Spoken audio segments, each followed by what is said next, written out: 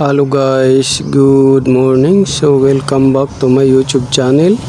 So panibagong araw, panibagong gagawin at panibagong sharing na naman sa inyo. So itong Yamaha MIUI 125 guys ay nagloloko siya sa highway. So pagka tumatakbo daw sa highway, biglang namamatay. So yun yung isosolve natin. So una nating check ay yung tingnan natin yung battery voltage. Mamaya nag-drain na siya kaya kinukulang ng kuryente. Sumunod sunod sa spark plug cap baka maluwag na. Tapos dito sa ignition coil. So spark plug baka pundido na. Tapos spark plug cap baka kinalawang na or short na, naputol yung high tension cable nya. Tapos itong ignition coil, ito baka mamaya pabasted na siya. So mayroon pang i-check natin dito itong injector kung okay pa ba yung delivery ng fuel nya. Tapos yung TPS sensor andun sa ilalim kung okay ba yung angle nya. At itong sa oil. So yan yung kailangan nating check. Tapos ito sa oxygen sensor. So yan yung i-check natin kung okay pa ba yung oxygen sensor nya. So maraming dahilan ng palya. Minsan sa gasolina, sa klase ng gasolina na nilagay ninyo. Minsan naman dito yan sa may magneto. Sa may magneto. Yan, magkukos din yan ng palya. Kasi ang kuryente hina. So yan yung mga kailangan nating i-check. At saka yung adjustment nun sa idle sa loob, ilawan lang natin guys yun. So adjustment ng idle. So yan, minsan naman singaw.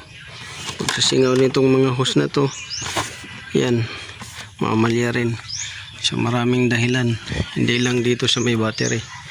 So dito, panda rin natin kung okay ba yung charging. So yan, sinalaangan na natin ng battery tester or analyzer. So naka-full naman siya, 13.1. Yan. Minsan naman dito yan, ito pag maluwag tong ground na to, minsan mahina ang charging. At saka dito sa positive, mahina ang charging din yan pagka maluwag. So observe na natin yung guys kung magbabago yung ano niya. So good charging naman siya. So observe lang natin, panda rin natin kung maduplicate natin yung palya. At check natin yung TPS sensor, throttle. Yan lang naman ang ating i-check. Itong TPS sensor doon, tapos yung throttle nya, adjustment yung sa idle, tsaka itong injector. So yan yung i-check natin kung okay ba yung ano nya, components. So ito, pwede rin itong i-check ninyo.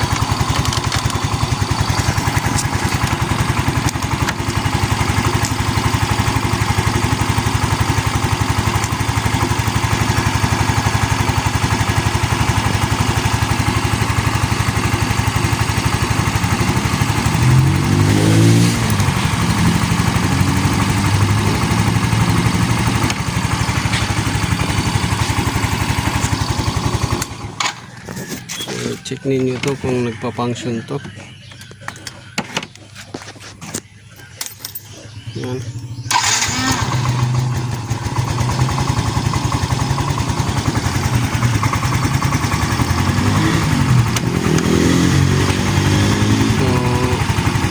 malfunction siya dahil umilaw yung check engine.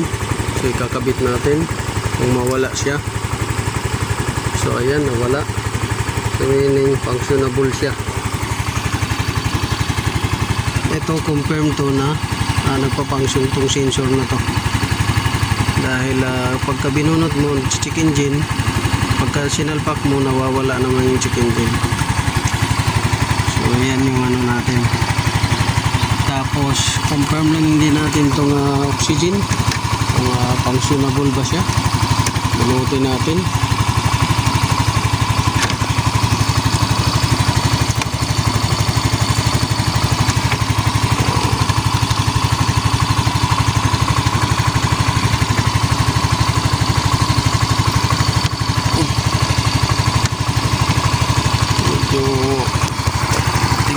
Matigas guys.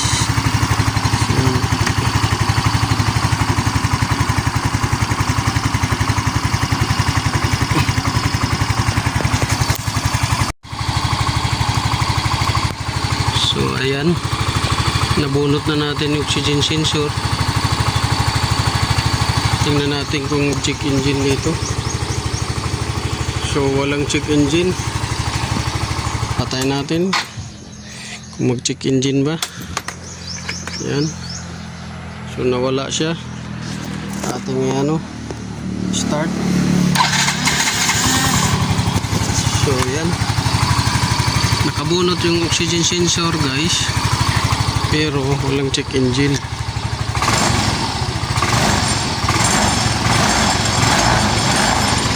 So anong dahilan yan? Bakit hindi nag-check engine? So ang dahilan niyan guys ay minsan doon yan sa ECU, CDI nya kasama yun, dapat nadidetect niya to oxygen. So pabayaan lang natin kung mamamatay ba yan siya.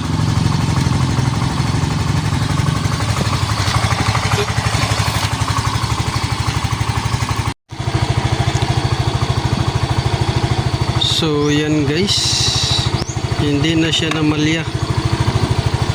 So hindi na siya namamalya. Ang dahilan lang ng pamamalya niya ay maluwag yung mga terminal. So katagalan kasi nito guys, lumuluwag. So yan yung dahilan ng pamamalya niya. So wala nang palya. Chinik din natin dito spark plug niya. Okay yung spark plug, nilinis lang natin.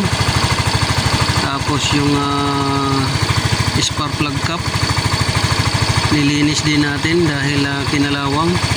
So ang first tip talaga para mahuli ninyo kung saan yung namamalya, kagaya ng spark plug, linisin lang ninyo. Tapos yung spark plug cap, linisin din ninyo yung contact. Tapos yung dito,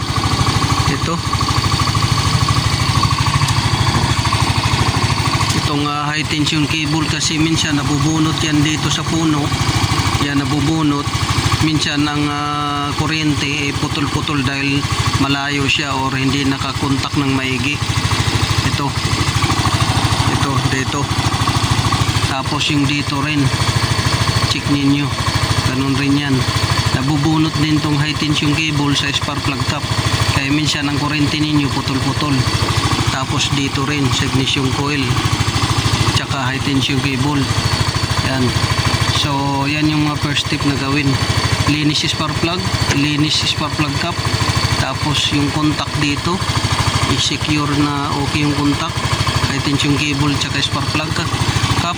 Tapos yung ignition coil at tsaka high tension cable, secure din yung contact maayos. Tapos itong ground nya, tapos itong terminal nya na dalawa, secure din ninyo na good contact para walang palya. Kasi ang palya minsan sa kuryente, putol-putol ang kuryente. So yan, kanina pa yung pinaandar natin. So nawala na yung palya nya na parang pugak-pugak. Okay naman yung charging nya, oh. Yan. Tapos ito secure ninyo na hindi siya maluwag. So So yun lang guys, ang masishare ko sa inyo. This is Autoboyson. Maraming salamat sa panonood. Good morning and God bless you. Hello guys, good morning. So welcome back to my YouTube channel. This is Autoboyson. So may isishare ako sa inyo ulit dito tungkol sa Yamaha MIUI 125. Habang bumabiyahe namamatay. At pagka in-start mo, easy start din. So ang nagiging dahilan nito guys ay itong oxygen sensor. Ito. So pinaandar ko na yan kanina guys nang nakakabit to. Oxygen sensor. Pero namamatay siya. Pero nung pinaandar ko guys, siguro pinaandar ko nung nakakabit to almost 1 hour. So nakailang beses namatay. So hindi natin na-videohan dahil ang ating camera or ang ating cellphone ay low-bat naka-charge. So pinaandar ko almost 1 hour. So namamatay halos mga ilang beses.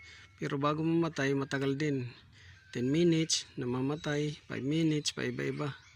So nung tinanggal ko to, pinaandar ko uli, halos 1 oras hindi na siya namatay.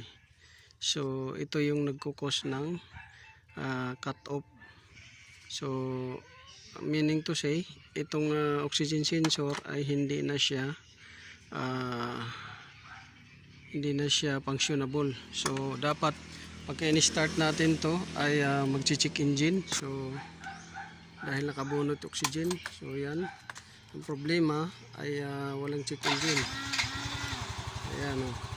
So isa rin na nangyayari dyan guys ay yung computer nya.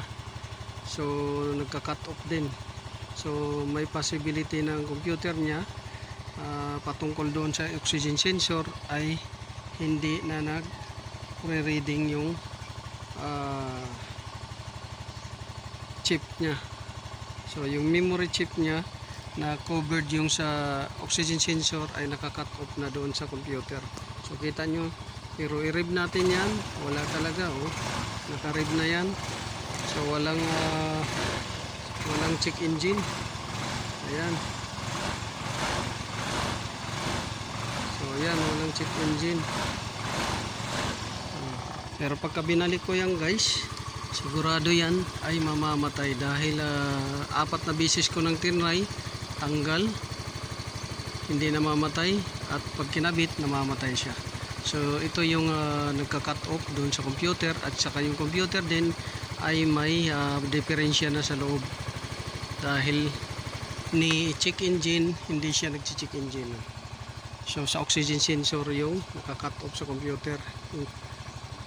So walang check engine kahit nakabunot yung oxygen sensor.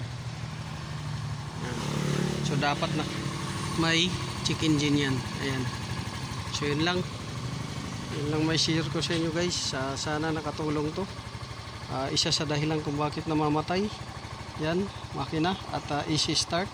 So hindi lang sa battery, hindi lang sa ignition coil, hindi lang sa spark plug, hindi rin sa ignition high tension cable, or sa throttle, or sa TPS, or sa pump. So maraming pwedeng i-check. So ito na-discover natin na dito siya nagka-cut off. So kasi kadalasan guys na chine-check natin spark plug, spark plug cap, high tension cable, tapos ignition coil. Isang dahilan niyang kumpalyado at saka namamatay habang nasa biyahe dahil ang kuryente paputol-putol at minsan nawawala. Tapos itong injector, kung nagka-cut off, isang dahilan din yan ng pagdudahan natin.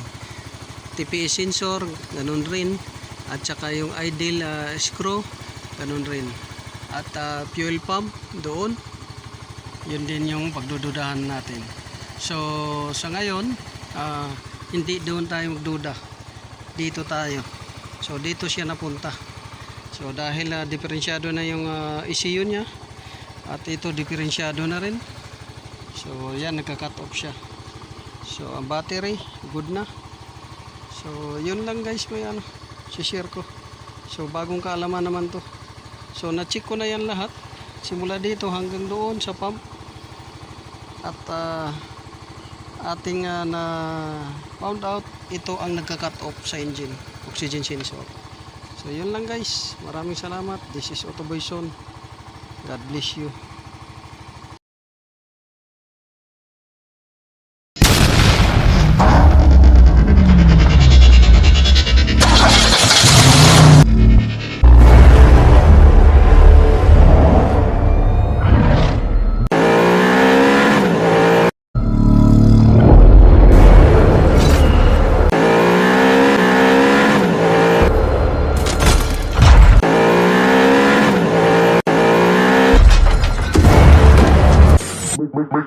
Make